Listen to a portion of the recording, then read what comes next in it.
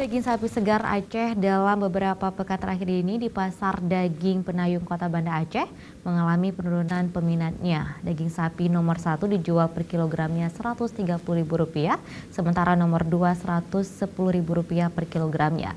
Dan pedagang merugi karena harga beli sapi di peternak masih tinggi.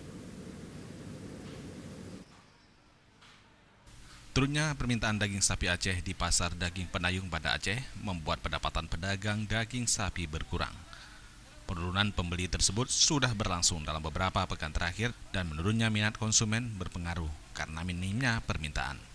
Menurut pengakuan pedagang daging di Pasar Daging Penayung Banda Aceh, Haji Zakaria Ali, permintaan daging selama ini membuat para pedagang kewalahan. Ini dikarenakan mahalnya harga beli sapi dari peternak.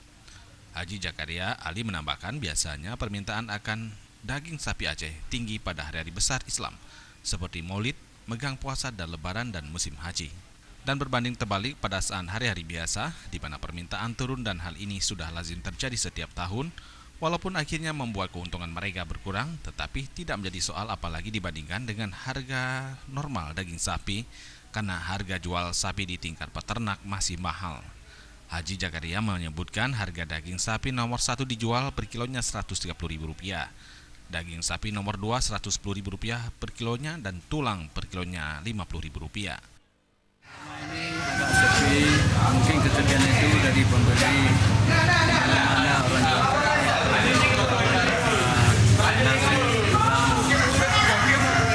terkait dengan harga sendiri nih Pak, per kilo kan? harga tetap biasa. Berapa nih per kilo ya harga daging Pak? Tapi 130, ada nomor 2 110, tulang iga 80, lagi hadiran gambar 30, jantung sekitar 100, hati 100. Sementara itu diprediksikan para pedagang daging sapi, permintaan sapi akan meningkat menjelang Idul Adha yang juga melaksanakan kurban oleh umat muslim. Tim Liputan Aceh TV.